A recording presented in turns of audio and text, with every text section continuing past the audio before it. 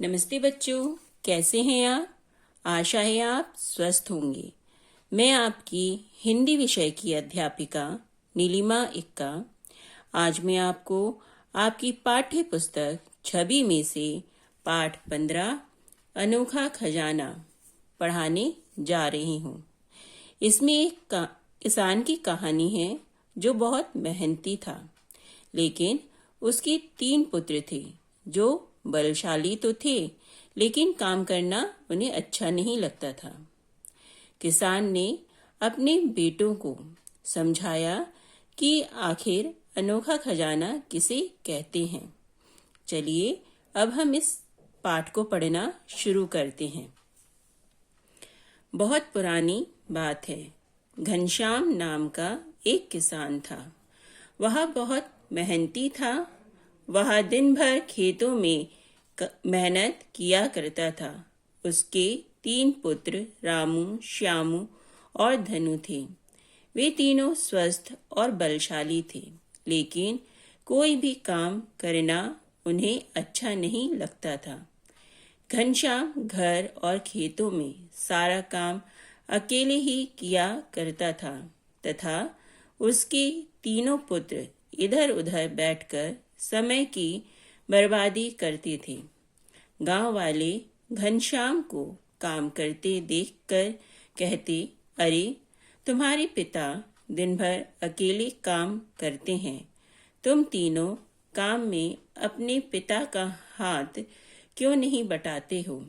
बड़ा बेटा रामू बोला, जब पिताजी काम कर ही रहे हैं तो हमें काम करने की क्या जरूरत है?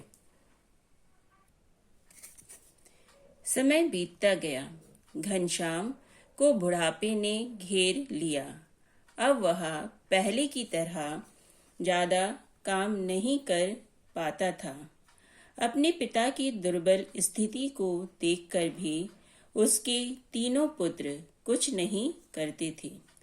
घनश्याम अपने पुत्रों की कामचोरी से बहुत दुखी था।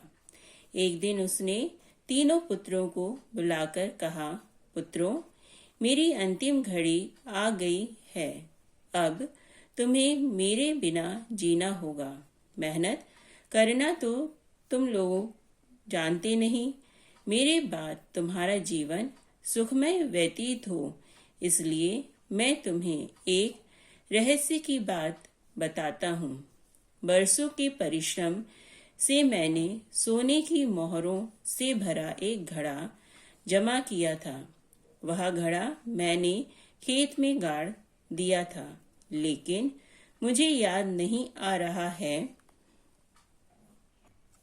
कि खेत में किस जगह वह गाड़ा था।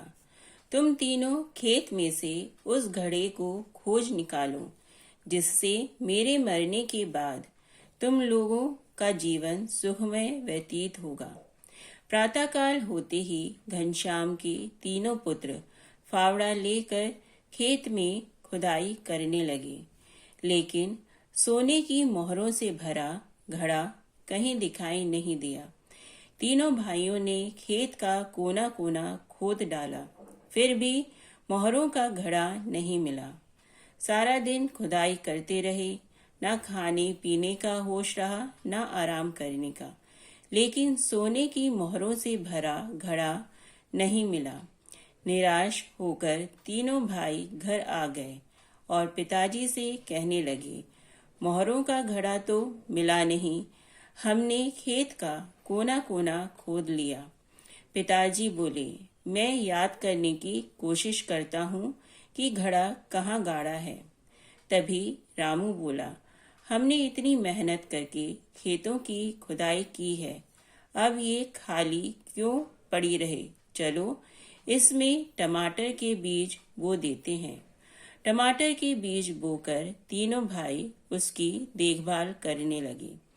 कुछ समय बीतने पर लाल लाल टमाटर से पूरा खेत भर गया और इधर घनश्याम के स्वास्थ्य में भी सुधार होने लगा। टमाटर से लहलहाते खेत को देखकर घनश्याम बोला, मेरे प्यारे पुत्रों, यही वो खजाना है जिसकी तुम्हें तलाश थी। तीनों पुत्रों ने टमाटरों को बेचकर ढेर सारे रुपए कमाए। तब तीनों पुत्रों ने कहा, पिताजी, आप ठीक ही कह रहे थे, असली खजाना यही है।